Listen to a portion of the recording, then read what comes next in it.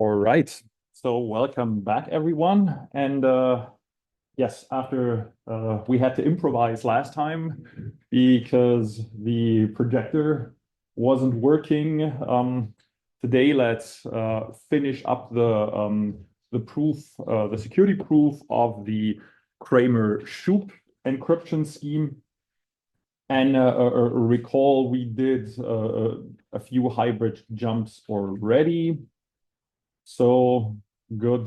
I mean, we said that if H is a collision-resistant hash function and the DDH problem is hard in G, then the Kramer-Shoup crypto system is in CCA2 secure, right? We started with the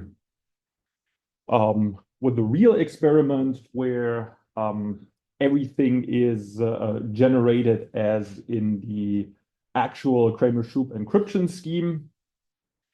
In particular, the form of the challenge ciphertext and the public keys. And in hybrid 1, we've modified the decryption oracle to reject whenever the adversary somehow magically sends a decryption query GH or G hat, H hat, U hat, and T, such that G hat, H hat, and U hat somehow magically collide with G hat star, H hat star, and U hat star, where those three are taken from the challenge ciphertext. Good. And we saw that if an adversary somehow could distinguish hybrid 0 and hybrid 1, he would also be able to produce a hash collision.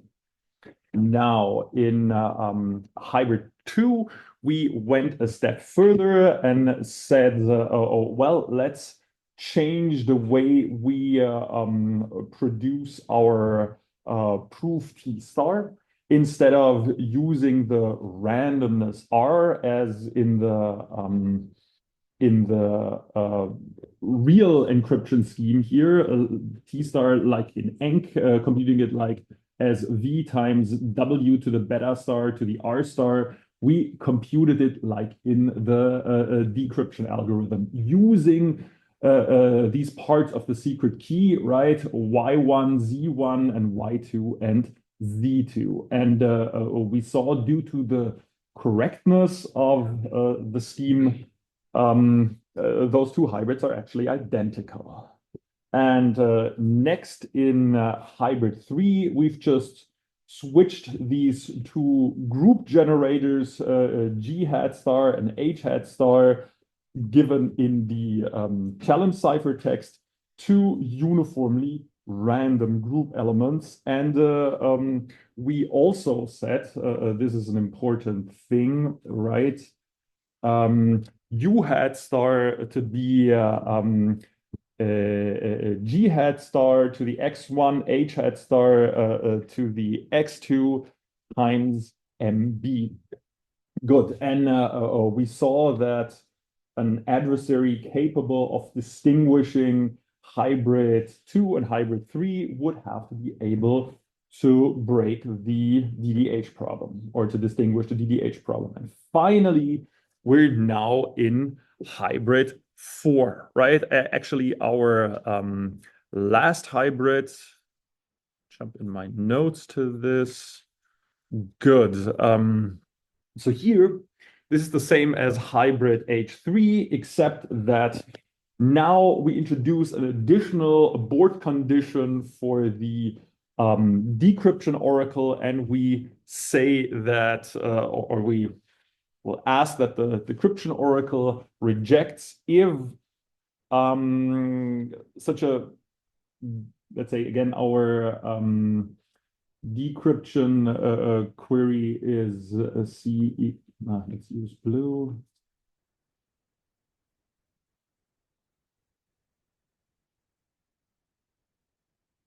Query C is G hat. Oh no. Did I just touch some? That's not good. Don't leave us alone.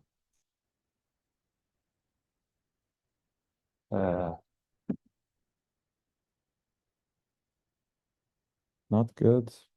Ah, somehow power on. Is something, yeah, sort of.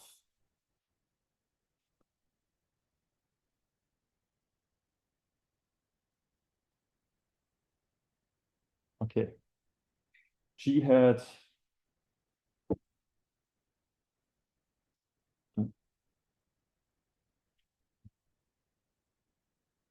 H hat, U hat, and T, right?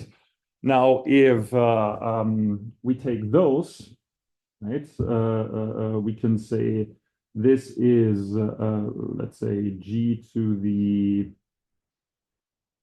S1 and H is G to the S2, right? We're working in a cyclic group, so we can express everything with respect to to the single generator G. Now, if these two things, log G, G hat, this is just, now let's say this guy, let's say H is G to the, let's call it G to the W, right? And now this guy up here is now just 1 comma W, and this guy here is S1, S2, right? If these two are linearly dependent, then sorry, if they are linearly independent, right, we're gonna reject. So we view the first two components of the of a ciphertext, of a decryption query as a vector, and if this vector is, I mean, this one, right, is just log G log no.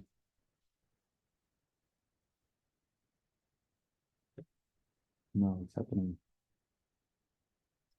Log G of G, right? This is just G to the 1. So if a decryption query, if the first two components of a decryption query are linearly independent of 1 comma W or as group elements of G comma H, then we will reject. Good. And how can we test this? How can we test whether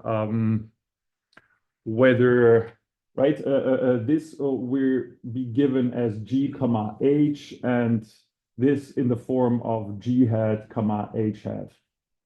How can we test this? Any suggestions? Yes. Linear dependency between the two. Exactly. So it's hard, but well, we at this point we've already, if you paid close attention, used up all our hardness assumptions, right? We already used the collision resistance of the hash function and the hardness of the DDH problem. So there's no hardness left. That means now in hybrid 4, and again, remember these hybrids are just hypothetical experiments, right? Here, we could do that just with brute force, right? There's no hardness left.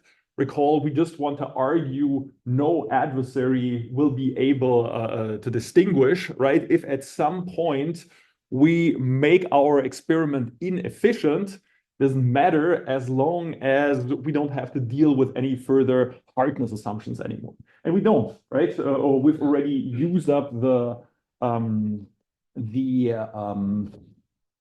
DDH problem and the collision resistance of our hash function, right? So what we're gonna do now is once we're in hybrid 4, we will briefly argue that here it's information theoretically hard for the adversary to win this experiment, right? So here he's essentially dealing with breaking a one-time pad, right? We will see that breaking this experiment is kind of the same as breaking a one-time pad, and hence, even if the adversary had unlimited computational power, it wouldn't help him. Good. So let's quickly remark this. Remark. This hybrid is not efficient.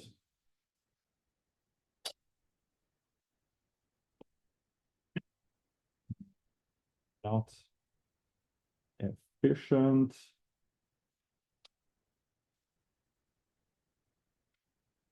Stack Oracle implemented by brute force. Okay, good. But now we want to argue that these two experiments, hybrid 3 and hybrid 4, are indistinguishable. We're going to say they are statistically close, because now we're not arguing that a computational bounded distinguisher can't distinguish them anymore. Now our adversary could have infinite computational power. He still couldn't tell these two experiments apart. Good. And here the proof or something about the proof is already prepared. So we will ask ourselves in hybrid 3, or let's say in hybrid 3, what does the adversary learn information theoretically about this vector y1, y2, z1, z2? Right? What can the adversary learn about these four values, right? And the first thing we observe, well, in the public key, we have these two values, v and w, right? And if we now take the perspective of the discrete logarithm of these values with respect to g, right? I said very early on here, at some point in this proof, and now we're at this point in this proof, we're going to do linear algebra, right? And in a group setting, well, to make our lives easier, we just take the discrete logarithm of everything, and then we're going to get linear equations, right? And yes, so instead of looking at v, we're going to look at log v, right? Because again, I mean, from the perspective of our adversary, it doesn't make a difference. Now, I said that the adversary could as well be computationally unbounded. A computationally unbounded adversary can just brute force discrete logarithms. So here we get a linear equation system, and recall here that now the unknowns are y1, y2, z1, and z2, right? And we're getting two equations here because now let's maybe underline in green what the adversary knows. This is this log v, of course, and log w, right? They're given in the public key, and of course also log h here. So what we're having is a linear equation system so far with four unknowns and two equations. This is clearly underdetermined, right? So if you have four unknowns that are, recall, chosen uniformly random, and I'm just giving you two linear equations about these, if you're trying to solve this, you will, in expectation, have 2 degrees of freedom left. I mean, you will have at least 2 degrees of freedom left, right? This is linear algebra 101. And now the adversary doesn't just get to see the public key, but he can also choose the challenge ciphertext, right? And in the challenge ciphertext, we have this, let's do that again in green, this sorry, he doesn't choose the challenge ciphertext. The challenge ciphertext is honestly generated, but the challenge ciphertext tells the adversary something about y1, y2, z1, and z2, right? So cross this off. Here again, we have values that the adversary knows. Let's maybe not make it such that the G here disappears. So we have this log T star. He knows that, right? He's get to see the challenge ciphertext. Of course, he also knows G hat star. Therefore, he knows this value, log H star, and the whole thing with the betas. He of course also knows beta, and this. Now here exactly we're saying that G hat is just a G to the R star, and H hat is do we say H to the S star? Yes. Yeah, for some reason we use H, good, H to the S star. Good, but these are values that the adversary can easily compute, right? So we have R star, right? Just take the discrete logarithm of G hat star, S star log H. This stuff here he knows, and that stuff here he knows, but again, we have our y1, y2, z1, and z2. So now we're having 4 unknowns and 3 equations. This means, well, this y1, y2, z1, z2 is still underdefined, right? So good. Now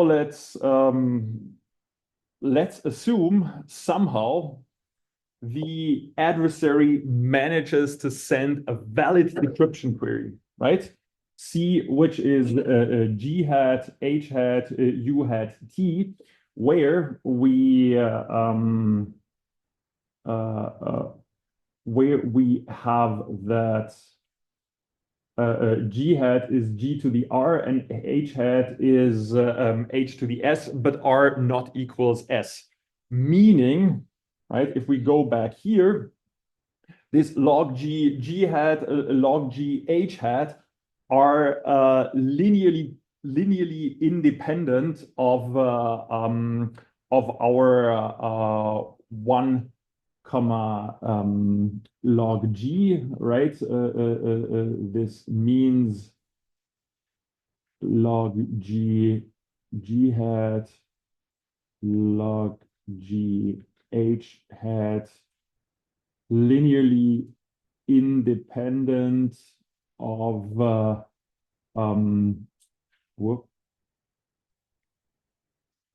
what's happening? 1 comma log GH, right? Because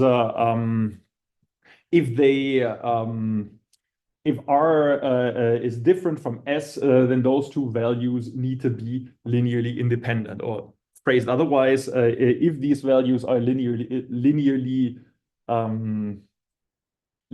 dependent, then R has to be the same as S. Good. And now clearly an adversary who would be able to produce a valid decryption query where G hat is G to the R and H hat is H to the S, and R is different from S. Such an adversary could distinguish hybrid 3 from hybrid 4. Why? In hybrid 3, this decryption query is accepted, and hybrid 4, it's being rejected. Okay? So that's the the critical feature of such an adversary now. And clearly, if the adversary never produces such a query here, then hybrid 3 and hybrid 4 behave identical, right? And there's no chance of telling the two apart. So really, the only chance of distinguishing the two hybrids is to produce such a decryption query. Good. And now we claim that producing such a decryption query, right, a valid decryption query in hybrid 3, where again log g hat and log g h hat are linearly independent of or 1 comma log g h, or equivalently this first condition, claim that this ability producing such a query is equivalent to guessing a hidden uniformly random value, right? And what's the probability for that? I mean, a hidden uniformly random value in ZP, what's the probability of that? I'm choosing a uniform value to myself and asking you to guess it. What's the probability for you to succeed in that? Yes? 1 over It's 1 over P, exactly. So, and since P is exponentially large, that means this success probability is only negligible. Good. And now what we're doing, right, as I said already before, so we have these 4 hidden values, y1, y2, z1, and z2, and they're chosen uniformly random, but we know 3 equations about this value, right? This guy here, that guy here, and that guy here. But good, let's yes. This one here is the okay. Let's call this here equation 1. This is equation 2, and this is equation 3, right? Writing equation 1 looks like this, 2 like this, 3 like 3 we can write like this, and now the fourth is coming from this, right? So good. Let's assume the adversary manages to produce such a decryption query. Then this relationship here holds between y1, y2, z1, and z2. So now we're having a linear equation system, a 4 times 4 linear equation system, where all this here that we wrote here is known. Also, this here is known. And of course, this here is unknown. Good. And now we claim that if beta is different from beta star and R is different from S, right? Recall that's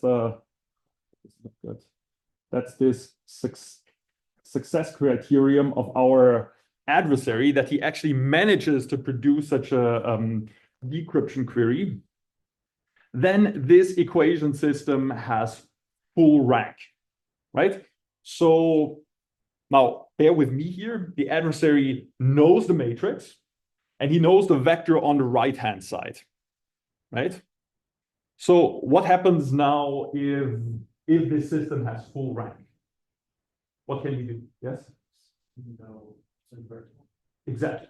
So we can solve this equation system, right? Once it has full rank, that means we can solve for y1, y2, z1, z2, right?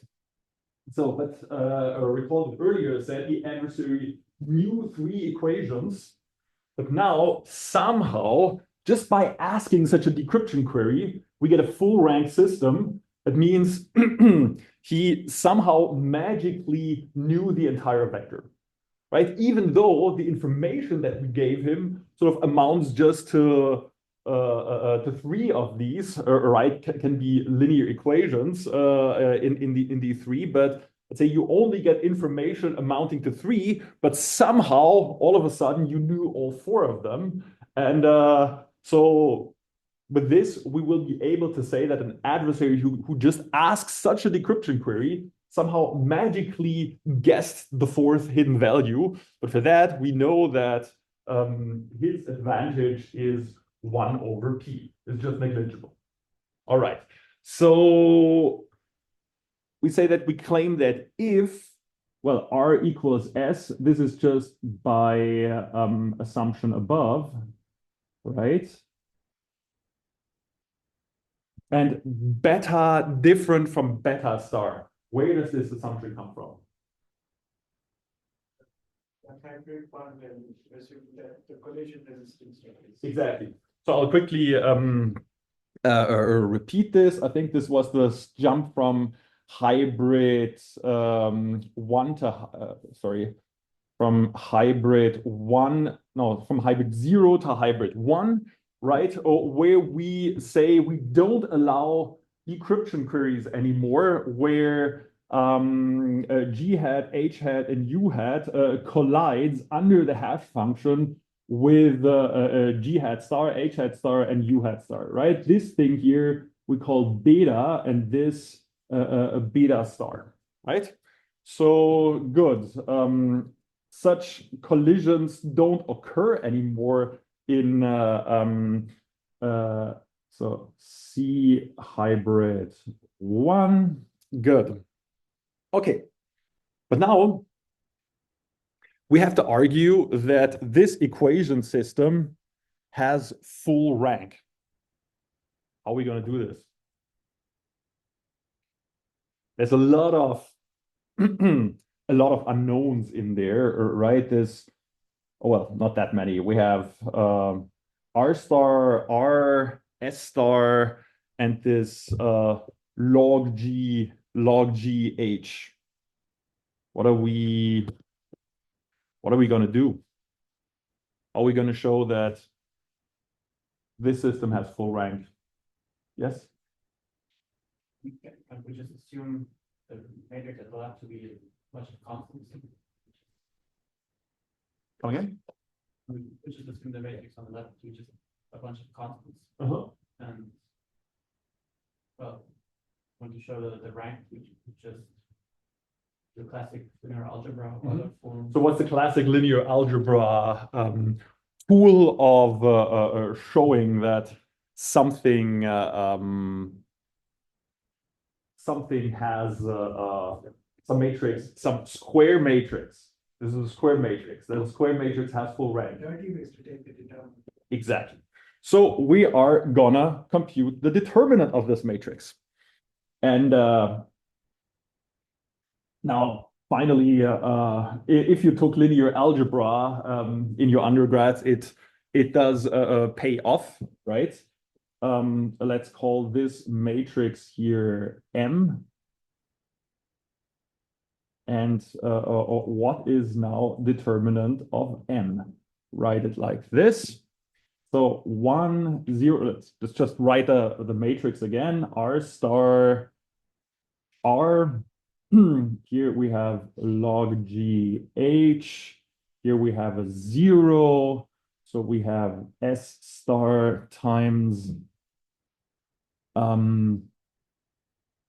log G H and S times log G H.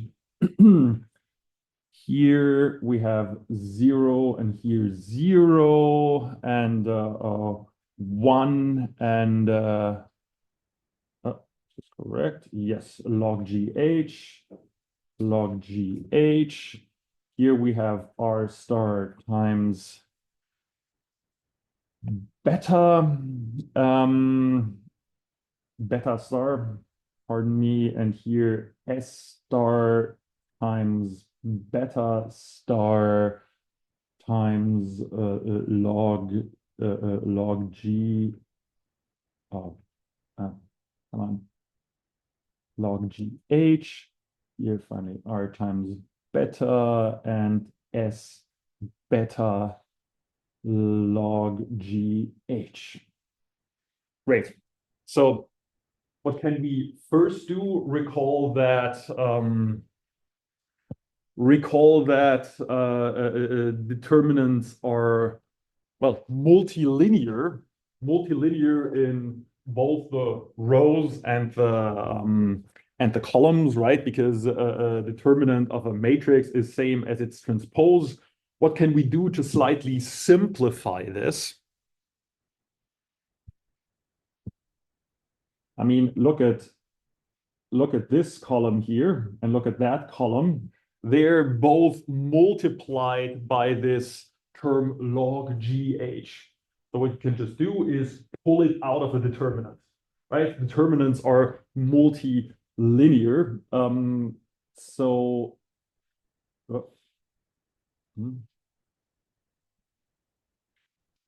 so we have this log GH squared times, now it's looking better, 1, 1, 0, 0, 0, 0, 1, 1, R star, S star, R star, beta star, S star, beta star, R, S, R beta, S beta. Ah, much better. Good. So what can we do next? Any ideas? How can we make this look nicer?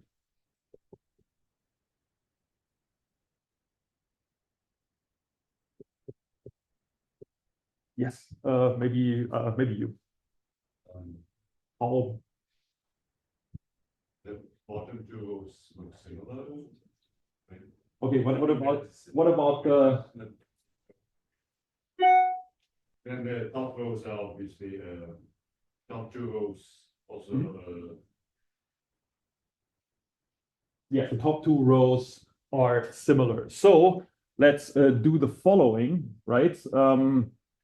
Let's just take this one and subtract it from that one, right? Can do that. That's an invertible operation, and do the same here. And then once we've done this, we just permute a little bit. Namely, we're gonna, this is the first step, and the second step would be we just switch those two. Right? This is also an invertible operation. So what do we get? Well, the first column now still stays the same. This is 1, 0, R star R. But now we subtract the first one. This is 0, 0. Now we have I'm already let's do the switch first. I said we wanna switch. So the difference of the first two columns, the difference of those, we're gonna put it here, and the difference of those two, we're gonna put it here, and we're just gonna move this guy over here, right? So let's first write here. This is 0, 1. 0, 1,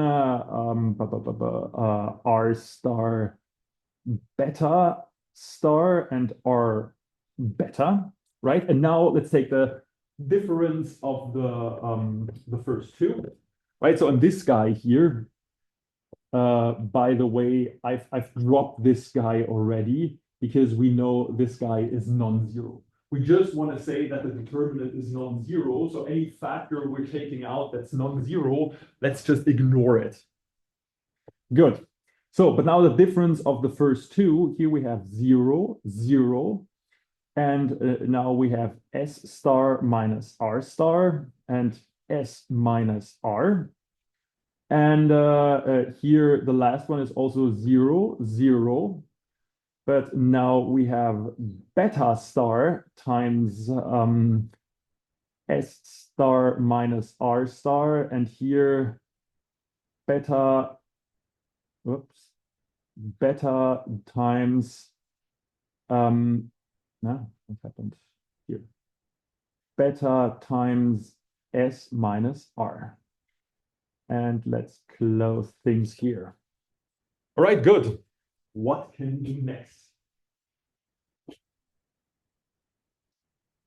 Okay. Just expand. I mean, yeah, let's do it the old school way. So the old school way is we see that the first row is just a unit vector, so we can clear out the first column, right? This is again just linear operations like subtracting R star times the first column from the third, from the first row from the third row, and R times the first row from the fourth row, right? So here we can make things 0 since there's an identity matrix up there. Good. So what do we have? We have 1, 1. Right now I'm leaving non-zero parts away. And here we just have S star minus R star, S minus R. And here beta star times S star minus R star and beta times S minus R. Right? This is still a 4x4 determinant, but I mean, up there, nothing interesting happens. We can just by, as you said, expanding it, writing it as a 2x2 determinant, right? Because we have an identity matrix up there and some other matrix down there. So this is just the determinant of this thing down here. S star minus R star, S minus R, and beta star times S minus S star minus R star, and beta times S minus R. Good. And now we're not going to simplify any further. Now we're going to do we're just going to use the formula. Yes. What are we switching and what are we subtracting? From here to the one up there. So look, there's a unit vector in the first row, and here you have R star something something something. So we just take from this row here, we subtract R star times the first row, right? And that clears out the R star. Right? This is also how we compute determinants. Whenever we have a unit vector in a row, we can clear out the corresponding column, right? And that's what we're doing, right? We're doing that. We're clearing out the first column and the second column, and what's left is the thing that stays back there. Great. But now, once we're here, we will just use the old school formula for 2x2 determinants. See if I do something. Yeah, no. Good. Which is just right. How did this work? We take this product here. This comes in additively and minus this product here. Good. So this is S star minus R star times S minus R times beta, right? Minus, let's say beta star times S star minus R star times S minus R. which is just S star minus R star times S minus R times beta minus beta star. Great. What do we know about this guy here?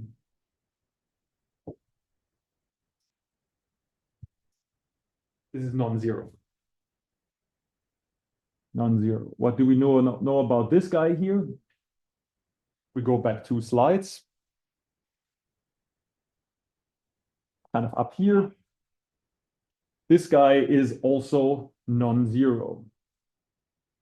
Good. And finally, our S star minus R star, what do we where do we get this from?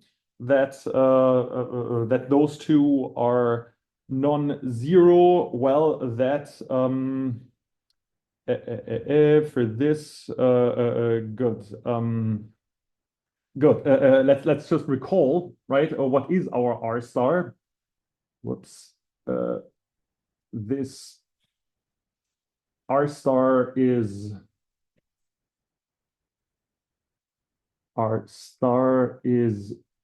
log G star and S and S star is log G. Sorry, let's go back. S star is actually log. You can write it like this. Log H star.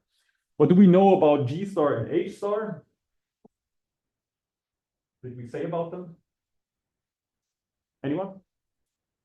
Which hybrid was this? Where did we do something with G star and H star?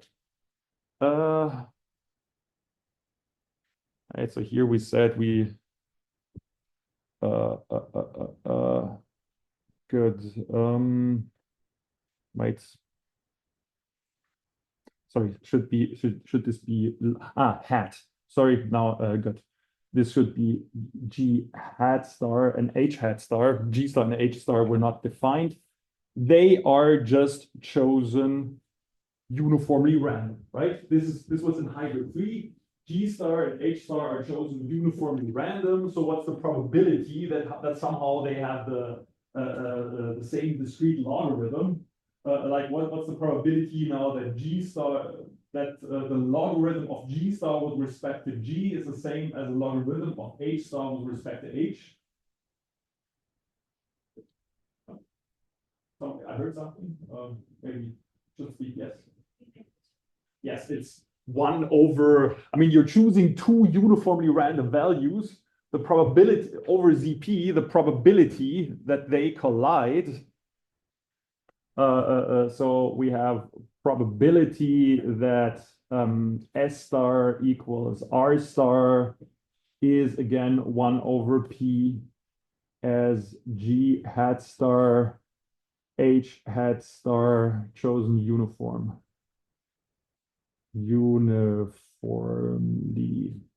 Good. So we can conclude that the determinant of M is non-zero except with probability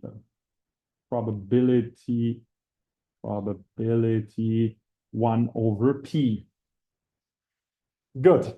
So again, with probability 1 over P,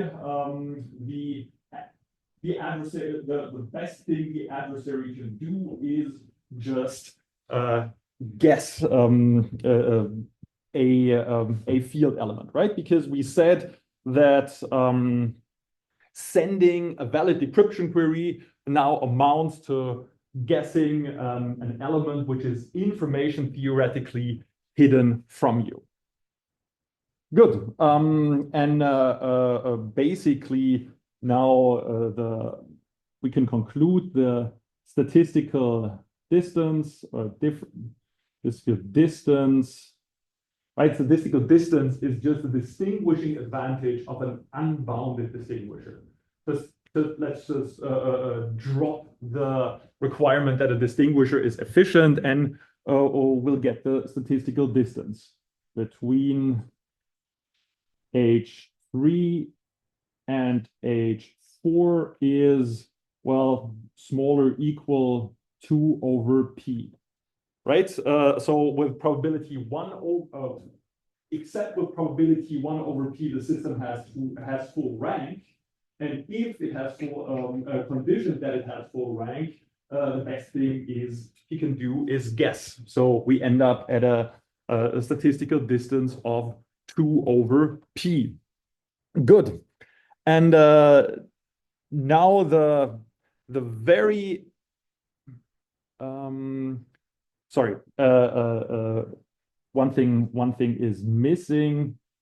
I'm just seeing this is 2 over P per decryption query, right? But now let's say the adversary sends Q decryption queries, right? He has Q attempts. So his distinguishing advantage, so to speak, is Q times this. So let's say A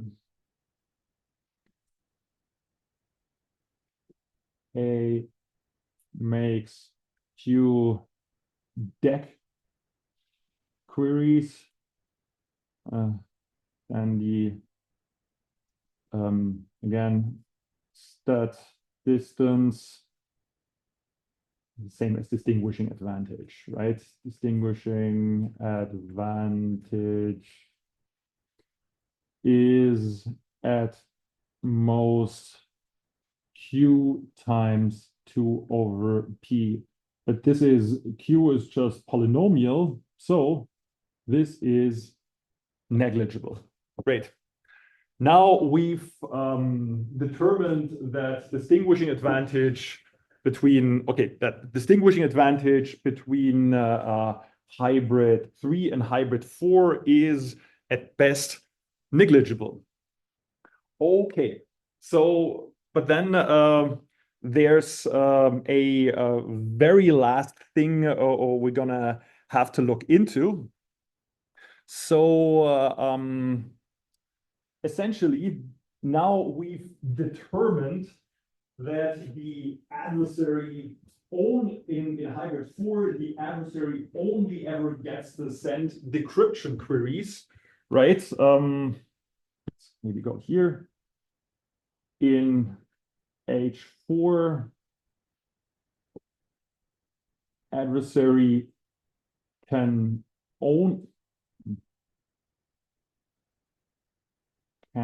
only ask decryption queries where weird that queries G hat star, H hat star, U hat star, T star with, well, G hat star is sorry, here we don't have the stars. The star is the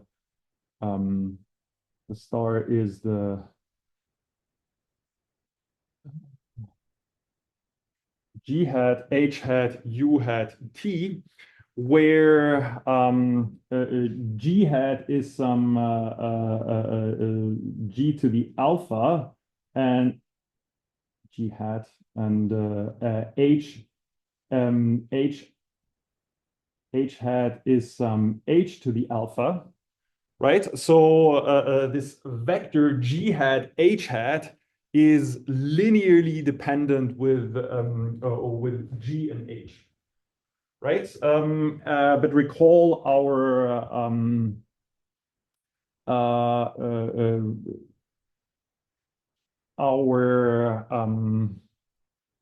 U hat, quickly, let's maybe go into the scheme. Oh my God, this is such a, wait, no. Wow, okay, good. Again, oh, why did I call it? No, then let's, why did I call it alpha? Let's call it R, right? So G hat is G to the R and H hat is H to the R. So those are the only valid or the only decryption queries he's allowed to ask now, right?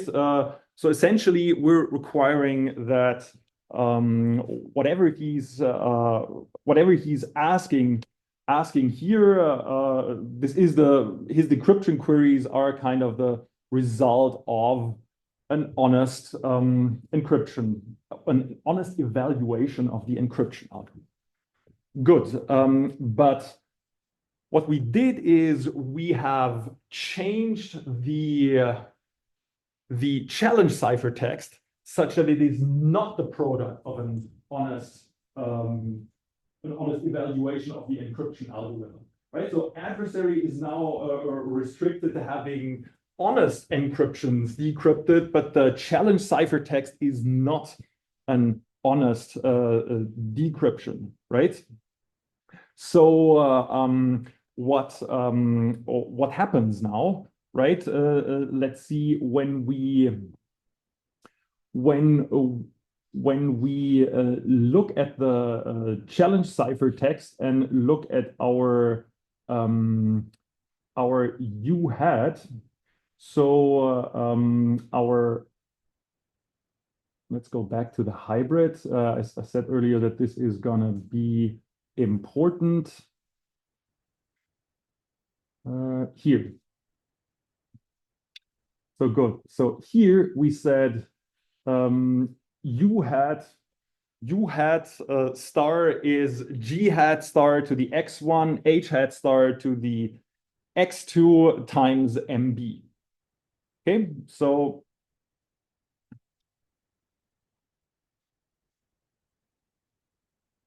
we know that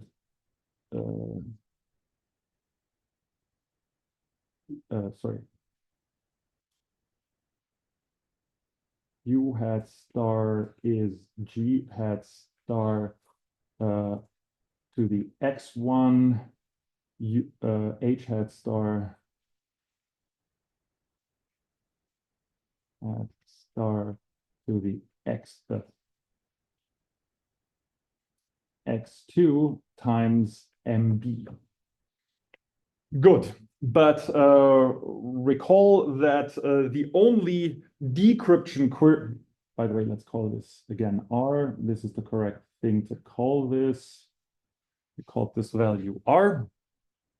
So when he gets a decryption, when he asks a decryption oracle with some U hat, basically what the decryption oracle again computes is this, if he gets an answer to this decryption query, is he gets our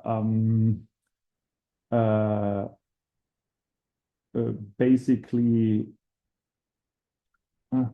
M, which is U hat times our G hat to the minus X1, H hat to the minus X2, right? Which is U hat, something he knows, times, now we said G to the R, or minus R times X1, H to the minus R times X2, right? But now we said here, G hat star is G to the R star, and H hat star is H to the S star, right? And already, since R star and S star are chosen uniformly, we have R star not equals S star except with probability 1 over P. Except with probability 1 over P. Good. So let's again go into the discrete logarithm perspective, where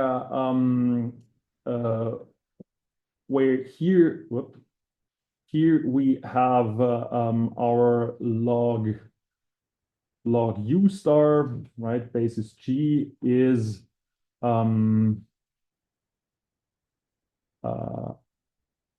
r star, or let's put it the other way around. It's log, no, it's just r star times x1 plus s star times log gh x2 plus, well, log g mb, whatever that is. But again, importantly, we know that r star is different from s star, except with probability 1 over p. We've just seen that before. But all he ever learns, right? So this is known, say r star and s star, and that is known, and this is known. And of course, now the secrets are x1 and x2, right? Our secret key consists of these two hidden values, but all he ever learns through decryption queries, let's write that down, is for his decryption queries u hat, by the way, this is u hat star, he's going to learn r x1 plus s, sorry, not s, plus r, now it's again the same r here, plus r times log gh of x2 plus some log g of some message m. And again, here, he knows this, he knows r, he knows this, and he knows that. Right? And we can again do this via, we can again do this via or write down a linear equation system to argue that basically this linear equation up here is linearly independent of the second one. Right? What does that mean? I can give you any number of those guys. They are all linearly dependent. So however many I give you of those guys, you always will learn the same information about x1 and x2, right? So here he will always learn something something of the form r times, well, x1 plus log gh x2 plus something, right? So the only thing you will ever learn about x1 and x2 is something of the form x1 plus log gh x2. You will never learn more because we made sure in hybrid 4 that in your decryption queries, it always has to hold r equals s, right? So you will only learn linearly dependent information, however many queries you're asking. So we can again kind of write this as a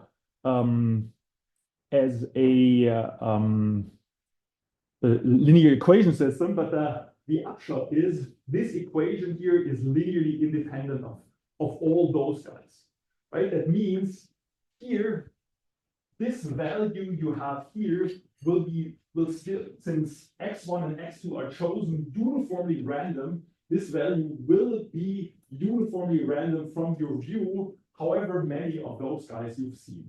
Yes? So you, for instance, you wouldn't be able to apply a scalar and then. Exactly. So you cannot scale anything like this into that. Let's maybe try to do that graphically, right? Your decryption queries, again, all lie on the same line, so to speak, or on the same plane. But for the decryption query, you're somewhere out there, right? So when all the information you ever learn is on this curve, you cannot predict sort of how this function behaves outside of this curve, right? And again, showing that these two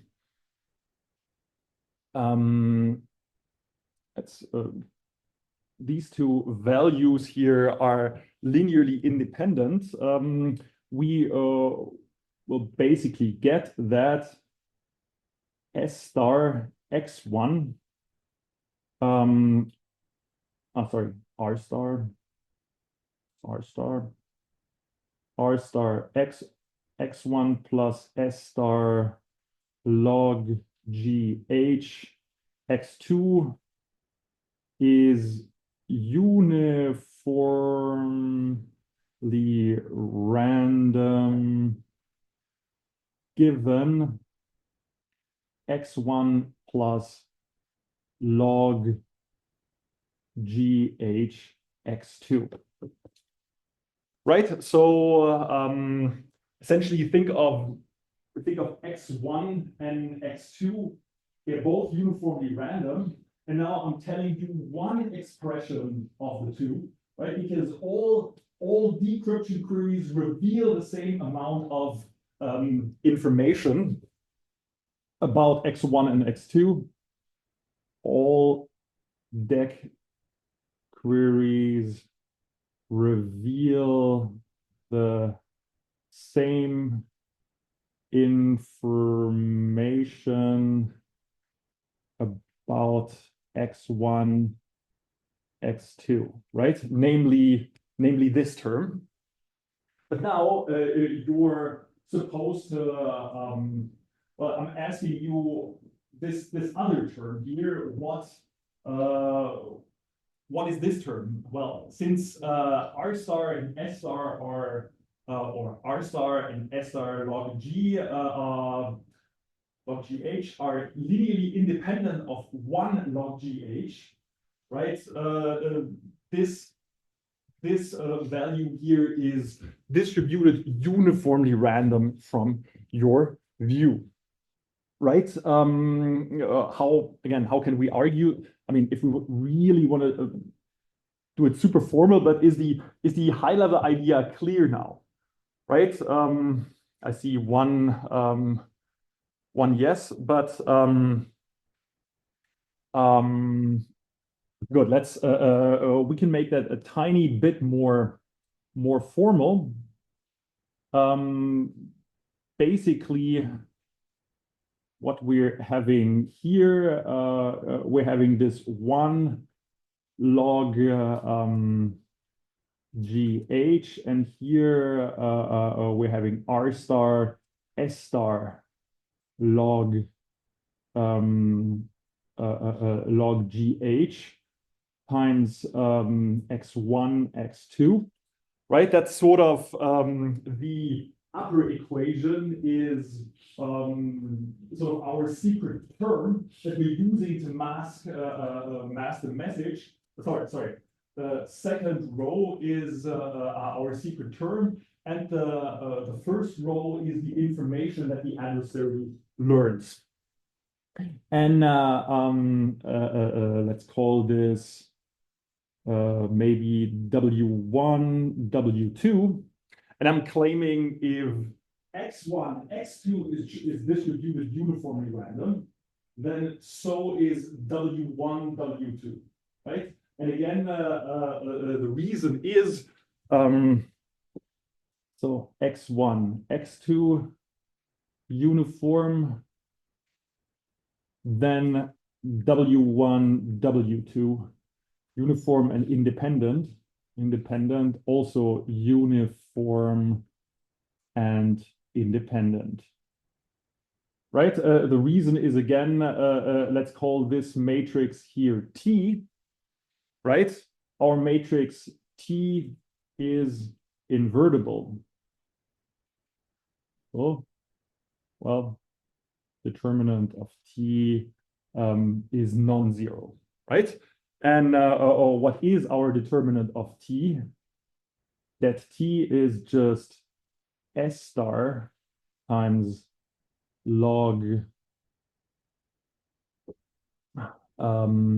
log G H minus R star times log G H, which is again just S star minus R star log GH, but we know this term here is non-zero, right?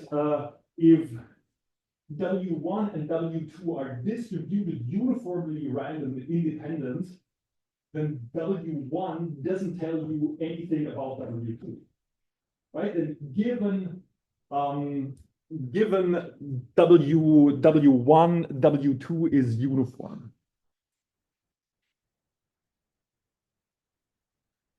Given W1, it holds that W2 is uniform, right? And therefore, I mean, if we can really now close this and go back to this here. Whoops.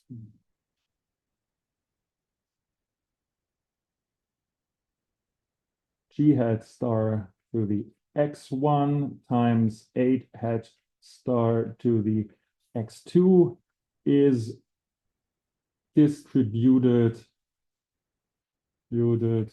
uniformly in the view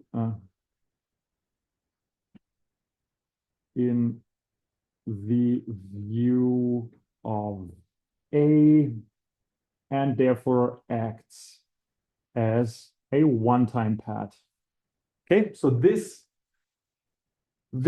term information theoretically hides NP. That's what we've seen right now, right? That means, again, unless S star equals R star, the adversary's advantage in this experiment hybrid 4 is 0, right? And S star equals R star only happens with probability 1 over P. So we can now conclude advantage of A in hybrid 4 is smaller equals 1 over P. And this concludes the proof. Okay. Good. I mean, this last part was now, let's say, maybe a bit more detail than I wanted to do, but is this whole, let's say, linear algebra kind of argument kind of clear, right? That when we have equations in groups, right? If we just want to argue that a group element, which might be a complex-ish, it's not really that complex, expression of other group elements is uniformly random given some other stuff, then, well, we just go into the VLOG perspective and create a system of linear equations, right? And now we can say that, look, this linear equation here in in some uniformly random values is linearly independent of everything the adversary learns, and hence it must be uniform in his view, right? That's the argument, or that was our line of reasoning here.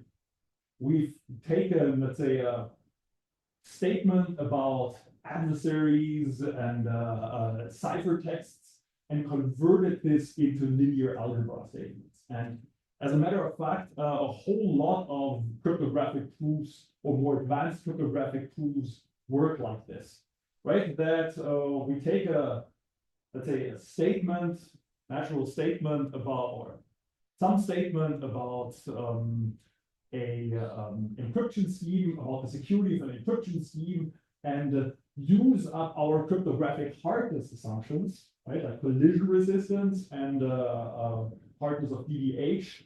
And now we've converted this question of what's the probability of the adversary distinguishing two, or what's the winning probability of the adversary as a matter of fact here, right? We've converted this into a linear, some would say easy to analyze linear algebra statement.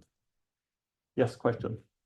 The first line, hybrid 4 advantage, I couldn't read that. Which one? Here? The exact slide, the first line from the top. Just tell me stop or what. No, the slide that you were on. Yeah. Ah, here, this one. The first line from the top, I couldn't read. Good.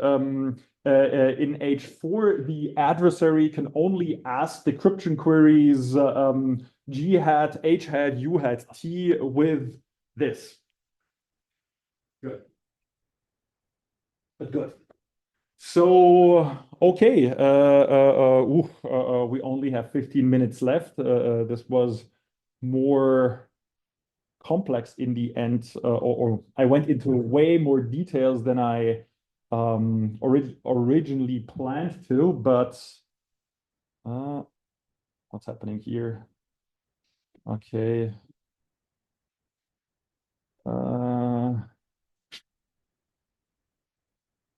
No, I had set up things to scroll.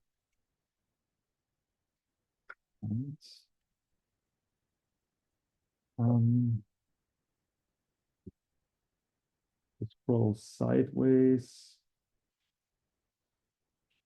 Oh well, let's do that later. Good. So, but now we're fine with Kramer-Shoup, right? Now we see I mean, security proofs will not get more complex than this, right? I did a deep dive here for Kramer-Shoup, so you see the whole machinery in action, right? From now on, I mean, I'll probably cut a little short in when we go into the proofs and say hybrid 1, hybrid 2, good.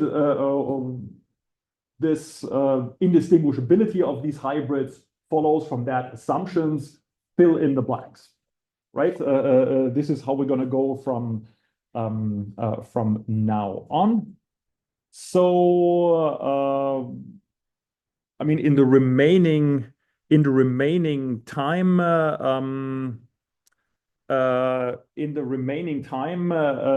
let's quickly talk about this notion of, or a new cryptographic notion that we haven't seen so far, something called bilinear maps and something called tripartite key exchange. Good. Now, the Diffie-Hellman key exchange is often portrayed as a two-round protocol, right? So let's say Alice is typically on the left. So here's Alice, there's Bob, right? Alice sends a G to the A. Bob sends G to the B. And Alice has, of course, B. Bob has A. He can compute GAB, and he can compute GAB. Good. This is one message here. another message there, right? Two moves of interaction, but this is, let's say, kind of ignoring a fact that this message here, G to the B, is actually computed independently of G to the A.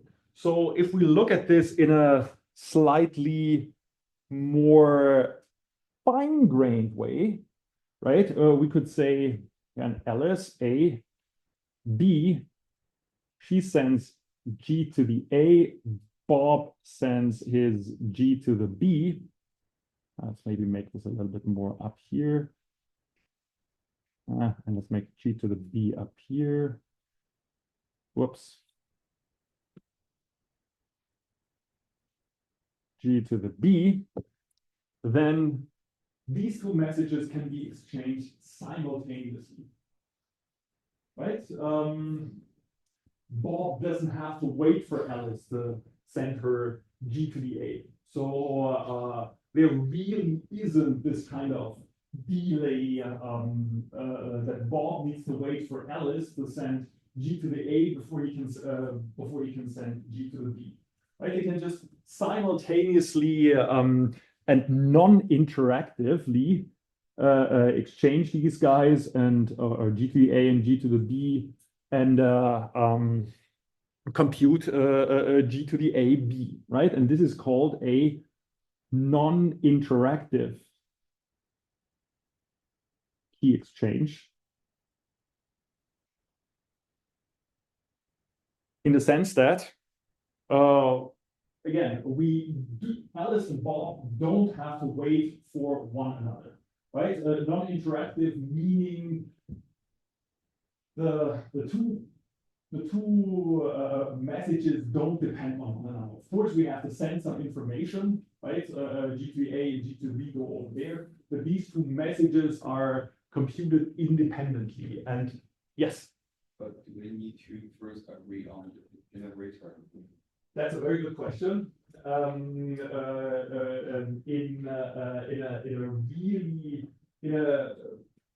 I mean, a lot of people would say, yes, they have to agree on a generator, but how, let's say, do we do this in practice and actually also in theory? But how do we agree on a generator? Given the standard, right? The generator is publicly known. The generator of the curve is of the already said curve of the group is publicly known. Right? This is, I mean, these days typically encoded in a standard, right? That, I mean, everyone knows when you're talking to me, we use the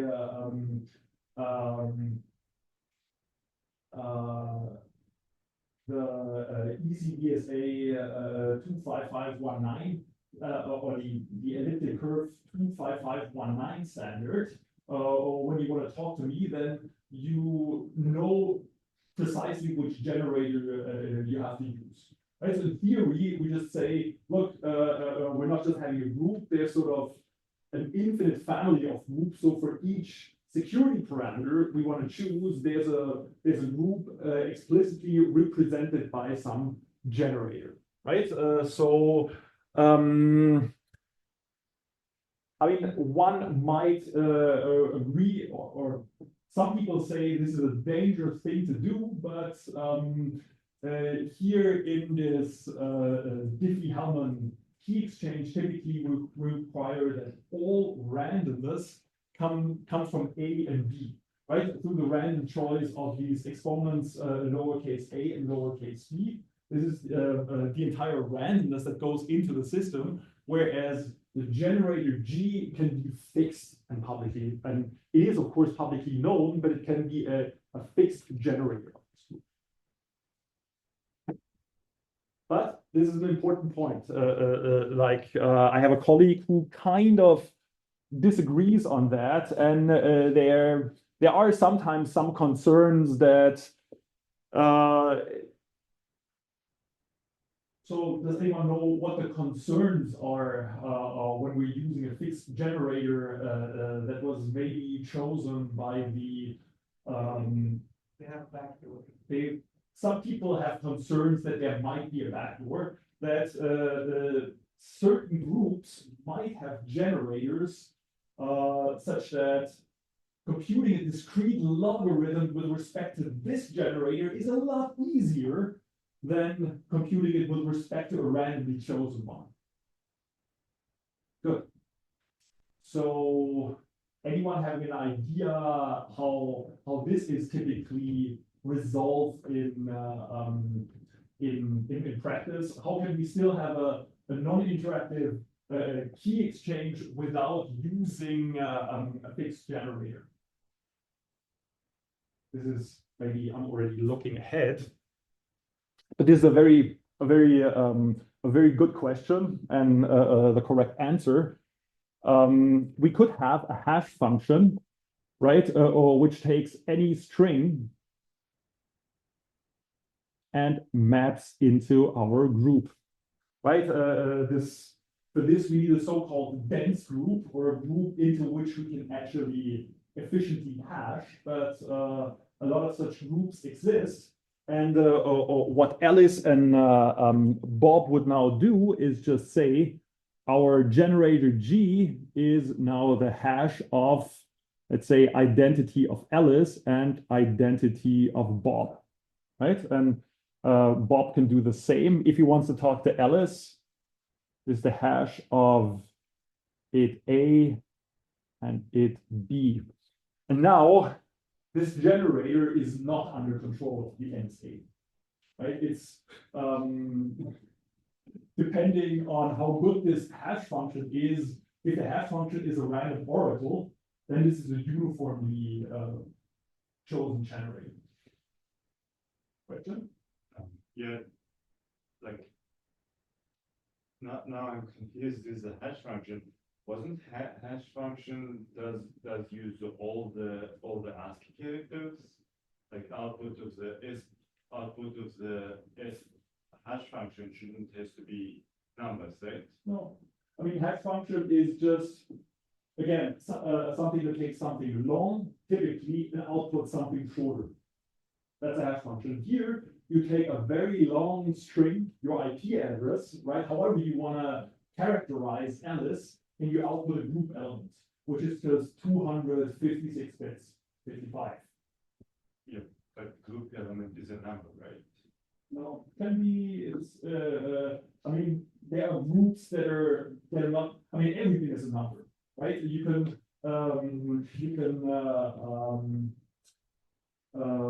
represent everything as a number.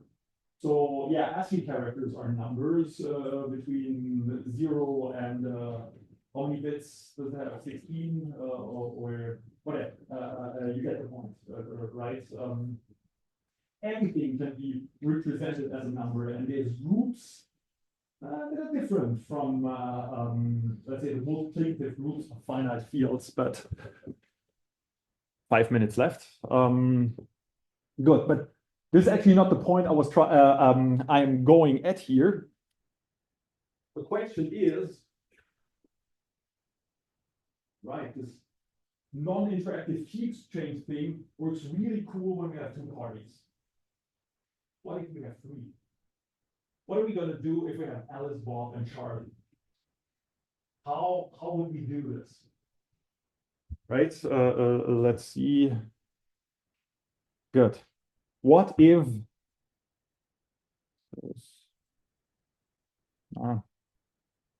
good. Here's the question. Can this be generalized to three parties, right? Alice, Bob, Charlie, such that everyone just sends a message to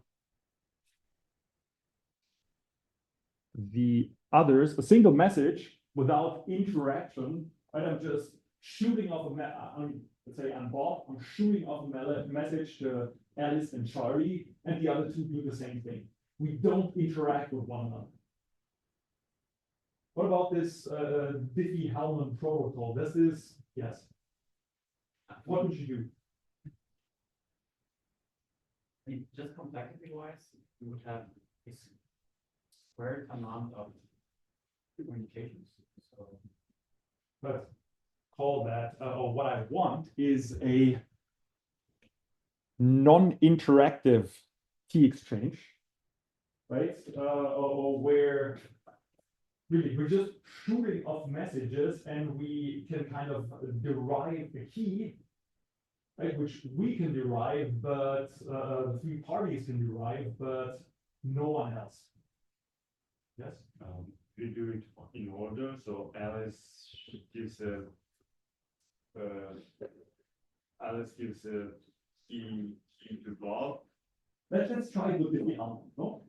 Yeah. Let's say Alice sends G to the A here and G to the A to Charlie, right? Bob sends G to the B here and G to the B to C, and C sends G to the C here and G to the C here. So everyone shoots their group elements. What are we going to do now? What would you do next?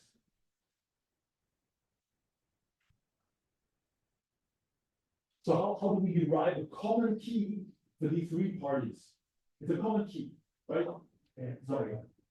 So in two-party key exchange, they get a common key for two parties. Now I want a key that's the same for all three parties, but no one else, no eavesdropper can compute this key. Yes? G to the ABC. Okay, G to the ABC. You want to set your key K to G to the ABC. Sounds great. How does Alice compute this key?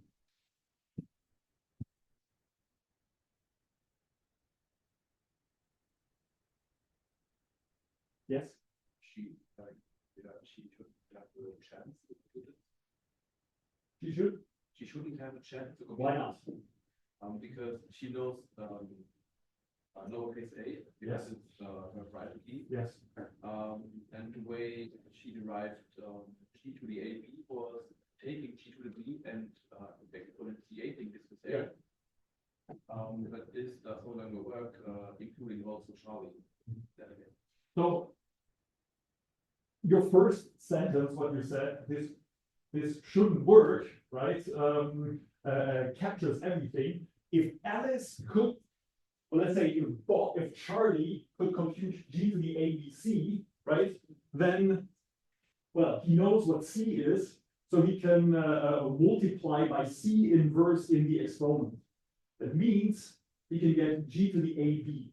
So Charlie now just essentially listened to Alice and Bob exchanging G to the A, G to the B, but somehow he computed G to the AB.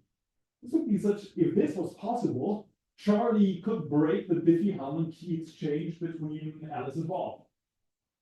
Question? This is, so if this would work, right, then our standard Diffie-Hellman key exchange would be insecure. So this is not going to work. And as a matter of fact, it's not known, has been an open problem for 48 years to generalize the Diffie-Hellman key exchange to non-interactively to more than two parties in standard groups, right? So it seems like just having a group in which we assume the Diffie-Hellman assumption holds seems to be not enough. We need something more, right? And this something more sort of came into fashion in the 1990s as something called bilinear maps, right? So bilinear maps were actually originally introduced into cryptography, so they arise naturally, somewhat naturally in algebraic geometry, right? In algebraic geometry, I thought whether I would go and take a deep dive into this, but I mean, again, I decided to stick with linear algebra, right? So going into algebraic geometry probably would be a distraction here, but certain groups that are being studied or considered interesting in algebraic geometry, so-called elliptic curves, behave in many ways like vector spaces, right? That means you can kind of define an inner product over these groups. And this inner product, well, only in some ways behaves like a real inner product, but this inner product is called a bilinear map, right? So just abstractly defining this is, we say a group of order n, and now n, I'm leaving n, could be prime order, could not be prime order, but we say this is a bilinear group if there's another group called GT, which happens to actually be isomorphic to G. So there's an isomorphism between these two groups. This is where the analogy between vector spaces and inner products don't hold anymore, right? Because typically you take an inner product from a high dimensional space to a lower dimensional space, and those high and low dimensional spaces are not isomorphic.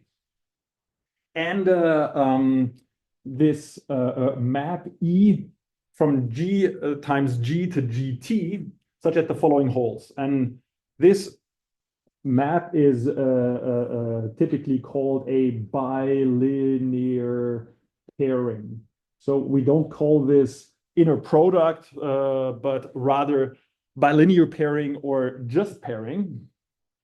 And we ask these four items to hold, right? Give me two elements, G and H in capital G, the so-called source group.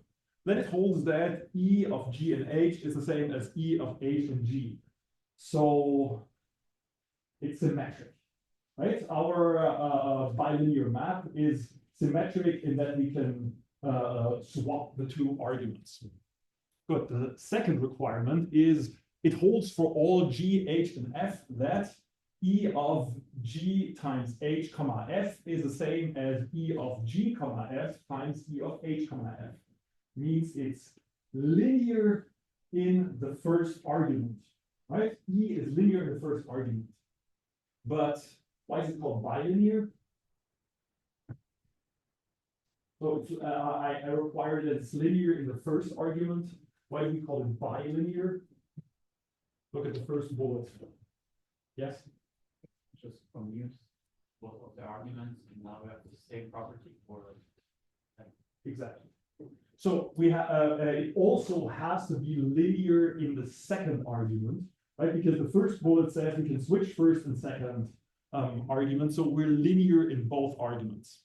And the last two are just non-triviality requirements. That if G is a generator of G, then EGG is a generator of the target group, and this function should be efficiently computable.